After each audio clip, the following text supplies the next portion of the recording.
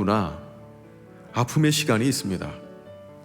그 아픔으로 우리는 방황할 수도 있고 마음이 무너지고 삶이 무너지는 것처럼 느낄 때도 있습니다.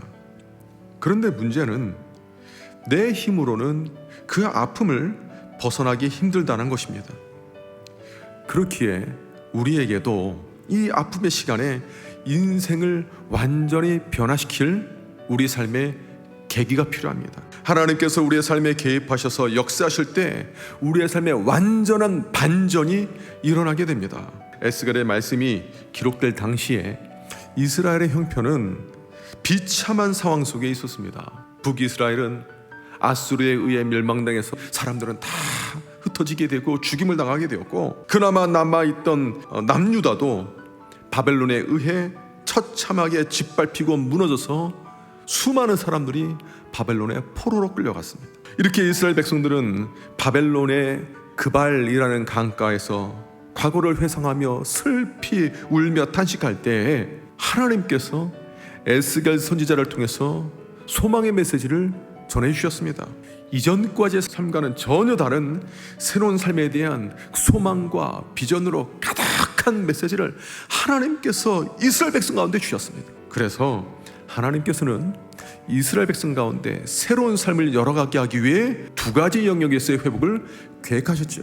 첫 번째로는 무엇입니까? 바로 외적인 회복을 이루는 것입니다. 하나님께서는 이스라엘의 외적인 회복을 통해 하나님의 백성들이 새로운 삶을 살아갈 수 있도록 계획하셨죠. 우리에게도 이런 회복이 필요하지 않습니까? 이 어려운 상황 속에서 하나님께서 회복시키니까 놀라운 기적과 같은 일들이 일어나고 있지 않은가.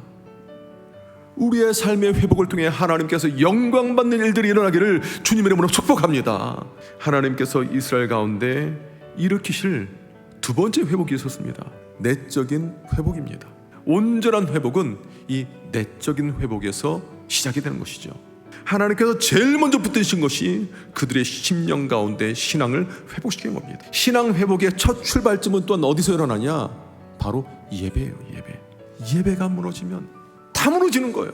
그런데 문제는 뭐냐면 신앙의 회복이나 예배의 회복이 내 힘과 내 의지로 되지 않는다는 게 문제예요. 그렇기 때문에 나의 힘이 아니라 나를 붙들어줄 힘이 필요합니다. 그래서 우리의 신앙의 회복을 위해서 하나님께서 또한 준비하신 것이 있습니다.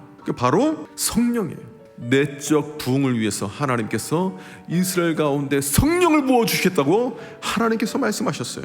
하나님께 온전한 예배도 못 드렸고 땅도 못 지켰어요. 그런데 성령을 부어주심으로 이제는 모든 것을 회복케 하시고 오히려 부흥케 하실 것이라는 약속의 말씀이 지금 담겨 있는 것입니다. 새로운 삶을 열어갈 하나님의 역사가 필요합니다. 성령께서 내 안에 오셔서 죽어가는 내 예배를 살리시고 내 영혼을 살리시고 신앙을 살리시고 내면을 살리시고 우리 외적인 부흥을 일으켜서 우리에게도 새로운 삶을 활짝 열어주시는 그 삶을 향해 빛 가운데로 걸어가는 우리의 잠실세네교회 성도님들 되기를 주님의 이름으로 축복합니다.